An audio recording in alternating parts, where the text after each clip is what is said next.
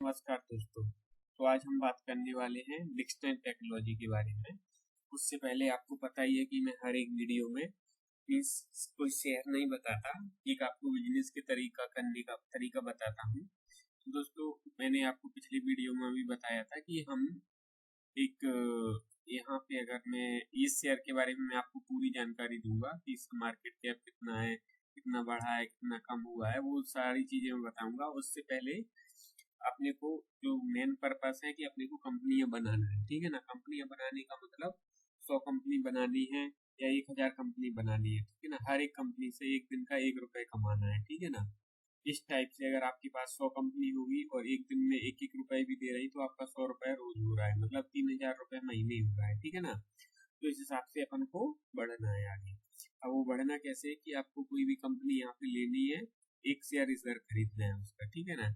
फिर और डाउन जाए तो यहाँ पे खरीदना है, और डाउन जाए तो यहाँ पे खरीदना है। मान लो आपके पास 1 लाख रुपए है, उसमें से आपने यहाँ पे लगा दिया एक कंपनी में आपको 5000 रुपए लगाना है, ठीक है ना। तो यहाँ पे क्या किया आपने, एक शेयर ले लिया 500 का, फिर यहाँ पे 500 का फिर ले लिया, 500 का फिर ले लिया। मतलब आपको ऊपर का नहीं सोचना, आपको सोचना है ये तुम गिर नीचे को गिर, ठीक है ना। तो ऐसा ऐसा करके ये यहाँ पे आ जाएगी तो आपका पैसा डबल हो जाएगा। डबल हो जाएगा मतलब आपका जैसे 5000 लगाया 10,000 हो गया। इसका मतलब आपने जो पैसा लगाया वो छोड़ देना है, बाकी का वहां पे पड़ा रहने देना है। तो आपकी एक कंपनी बन गई, ठीक है ना। इस हिसाब से आपको कंपनी बनानी है। मैं हर एक वीडियो में ये चीज कवर करूंगा और ये चीज मैं कवर करूंगा, और उसके बाद अपने देखते हैं। चलो डिक्शनरी टेक्नोलॉजी के बारे में अपने जान लेते हैं। ये चीज आपको याद रखनी है, कोई भी कंपनी खरीदनी है, गिरा हुआ भाव, ठीक है, right company, right price, SIP में खरीदनी है, ठीक है ना। इस धीरे धीरे खरीदनी है, जैसे कि मैंने ये तरीका बताया आपको। एक साथ बल्क में माल नहीं खरीदना है, इंट्राडे नहीं करना है, ठीक है ना। इतनी कॉमन चीजें हैं, ये आपको ध्यान में रखना है दोस्तों।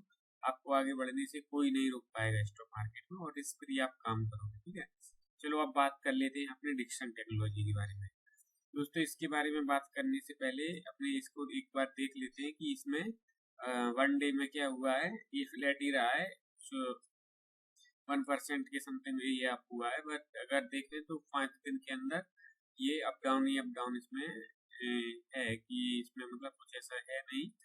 ये ऊपर नीचे ही हो रहा है अभी, क्योंकि अभी ये मतलब जब से टूट रहा है टूट ही रहा है। जैसे कि 1 मंथ की बात करें तो 14% टूटा है, 6 मंथ की बात करें तो 38% से ज्यादा ये टूट चुका है। अगर 1 ईयर की बात करें तो 37%, सॉरी 30%, 30.7%। 5 ईयर की बात करें तो इसने 269% के रिटर्न दिए, ठीक है ना। तो नेक्स्ट की बात करें तो इसने मतलब 1861% के रिटर्न दिए हैं। अगर जब से ये लिस्ट हुआ है, जैसे कि ये लिस्ट कब से हुआ है यहाँ पर देख सकते हो, 2017 में कंपनी आई थी, तब से ये यहाँ पे भाग ही भाग रहा है। 2017 में इसका भाव था 531 रुपए, ठीक है ना। और ये गया कितने तक है, इसका जो हाई इसने बनाया 18,000 के समथिंग गया था। ये 18 मतलब इसने 500 रुपए पे खरीदा है, उसने अगर 18 पे बेचा है तो दोस्तों सोच सकते हो कितना पैसा बन सकता है। बट ऐसा होता नहीं है हर किसी के साथ में, मेरे साथ में भी नहीं होता। चलो देख लेते हैं दोस्तों। इसका डिविडेंड यील्ड है 0.077%, ठीक है ना। इसका 52 वीक लो है 9,835, मतलब 10,435। मतलब ये 52 वीक के आसपास ही है अभी। अभी ये डाउन ट्रेंड में, यहाँ से आप देख सकते हो नीचे ही जा रहा है इसका ग्राफ, ठीक है ना दोस्तों। यहाँ से अगर देखें ना तो कितनी परसेंट टूटा है ये, यहाँ से मैं आपको दिखाऊं ना तो ये 42% तो यहाँ से टूट गया। मतलब कितने दिन में, सितंबर 12 सितंबर 2025 से लेके और ये अभी तक ये इतना टूट चुका है, ठीक है ना। 42 मतलब 50% टूट चुका है, 7-8 हजार रुपए। ओके, तो दोस्तों अभी ये मैंने आपको इतनी चीजें बताई। अब इसके Q3 के रिजल्ट्स आए हैं, उसके बारे में थोड़ा यहाँ पे बात कर लेते हैं कि इसमें क्या हुआ है क्या नहीं हुआ है। तो अभी अपने इसके बारे में इसमें डिटेल में बात करने वाले हैं।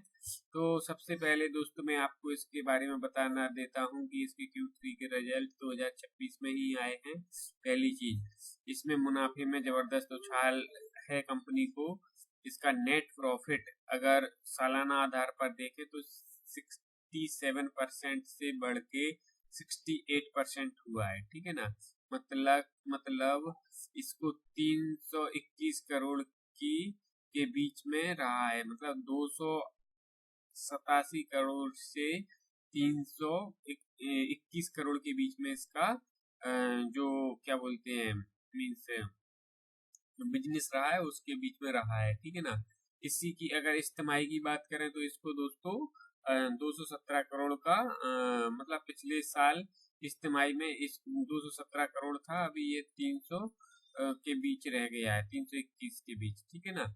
और अगर देखा जाए तो दोस्तों इसमें अभी आदित्य इन्फोटेक में इसने मुनाफे में बड़ी मतलब इसमें आदित्य इन्फोटेक में इसने हिस्सेदारी बेचती है डिक्सन टेक्नोलॉजी ने, ठीक है ना। तो 135 से 131 करोड़ का इसको एक मुश्त वन टाइम लाभ हुआ है, ठीक है ना। ये चीज आपको ध्यान रखनी है। इसका जो अगर आप देखोगे ना राजस्व मतलब सालाना आधार पर ये 2% की मतलब मामूली देरी से है। इसमें क्या है कि 10,600 करोड़ का इसको सालाना आधार पर 2% की मामूली बढ़त देखी गई है, मतलब 2% के हिसाब से बढ़ रहा है। और ये है ना EMS मतलब इलेक्ट्रिक मैन्युफैक्चरिंग सर्विस सेगमेंट का मतलब राजस्व है, ठीक है ना। ये आपको ऐसा ध्यान रखना है दोस्तों इसके बारे में। और मैं आपको इसके बारे में थोड़ा और जानकारी दे देता हूँ। डिक्सन टेक्नोलॉजी में इसमें बस इतना ही है। इसकी Q3 के रिजल्ट्स आए हैं और कंपनी ने एक मतलब प्रदर्शन अच्छे से किया है। इसको 5% का जंप हुआ है कंपनी को। यहाँ पे 3% दिखा रहा है, मतलब 3% का Dixon technology solar and after मतलब इस टाइप से ये इसको फायदा हुआ है, ठीक है ना दोस्तों।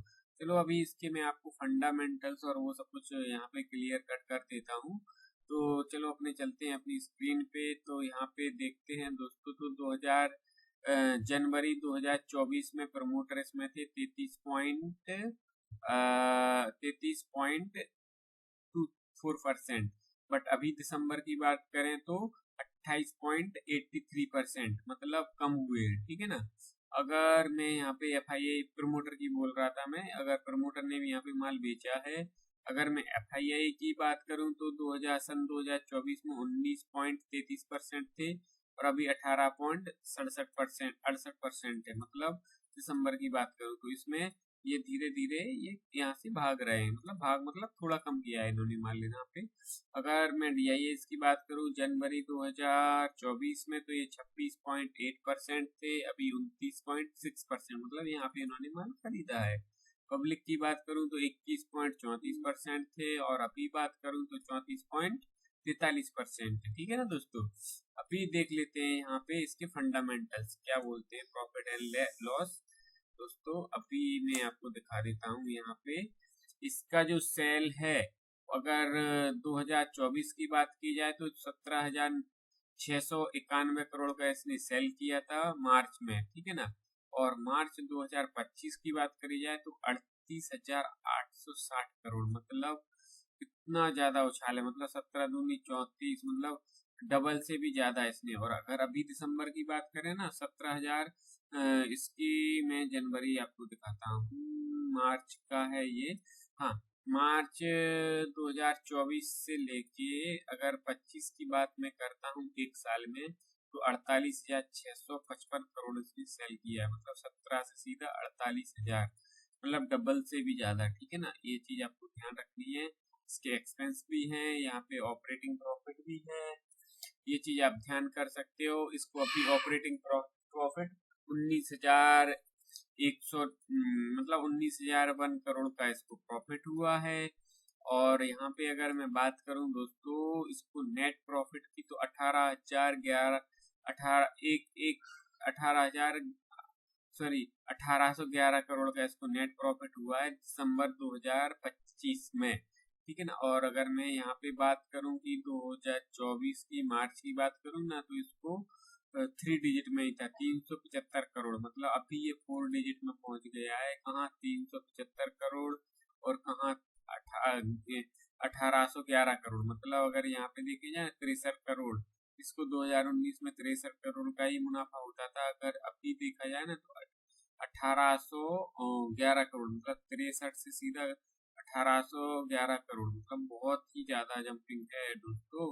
कंपाउंडिंग ग्रोथ की बात की जाए तो प्रॉफिट ग्रोथ की बात की जाए तो 10 ईयर में अगर एवरेज देखा जाए तो 52%, 5 ईयर एवरेज देखा जाए तो 45%, 3 ईयर एवरेज देखा जाए तो 60%, इस ईयर की अगर बात करें तो 122%। ठीक है ना दोस्तों। अभी इसकी ऐसे बैलेंस शीट आप यहाँ पे देख सकते हो, पीयर्स कंपनी देख सकते हो कौन कौन सी है, जैसे हैवेल्स इंडिया है, Dixon technology, PG enterprise, elect ferro plastics है, फिर आई